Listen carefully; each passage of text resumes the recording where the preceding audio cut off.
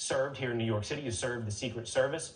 And here today, you are a commentator, a great one at that. And you've chosen to take a stand against vaccine mandates at your company, Cumulus Media. Tell me what you make of all these mandates, their cost, and why you're making this stand. Well, I'm making the stand, one, and I should disclose, as I have often, it's not a secret, I've said it many times on the air, I'm vaccinated. I had lymphoma, which is a cancer of the immune system. Things are okay now, but I was as high risk as they get.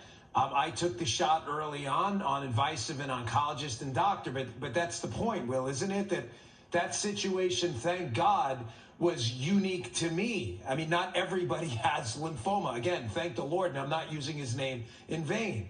That was my unique situation, and a consultation after research that I had with a very intelligent doctor who's a personal friend of mine. This was never, however, Will, ever about a vaccine. You may say, of course, it's a vaccine mandate. No. Let me disabuse anyone out there of this notion. This has nothing to do with the vaccine. The left hated the vaccine. When Donald Trump's operation created these vaccines, the left, it's still out there. You can go watch it and read their tweets. They said they'd never take it. They don't trust it. And then they flipped on a dime when Joe Biden waltzed his way into the Oval Office. And all of a sudden, you're a heretic if you dare ask questions. And then one more thing here. Listen, we run this country. This is our country. We built it. We built it. We power it. We run it. This is our country. We outnumber them. These people work for us. If we stand in solidarity and say, my body is mine, it was given to me by God, it was not a ward and is not a ward of the state, I will determine what goes in it and what does not go in it via some injection and a vaccine. When we stand in solidarity, there is nothing they can do. You know, Will, they want us to genuflect in front of them, but as one person stands and a second and a third person joins them, eventually they realize 51% of people standing and the outcasts are the ones on their knees. I'm not getting on my knees. No one else should get on their darn knees either. It's your body.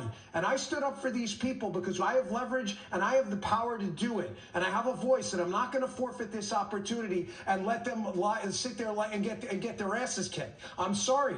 These people got to sit down and explain to their kids why they're out of a job because they have natural immunity and some company decided to play Dr. Fauci, who can't seem to get his head out of his own ass and get his own story straight. So I'm really sorry. It's time we all stood up. And one more thing, if I may. Don't be afraid. Folks, we come on the air and I do it myself. We say, I'm not anti-vax. Okay? Why do we even say that? That's a capitulation to the left. You may be anti-vax one day. You know what? You may come out and there may be a vaccine for another disease that you read about, and the research doesn't work out. It is perfectly acceptable. I'm not anti this vax. I took it. Let me be specific on that.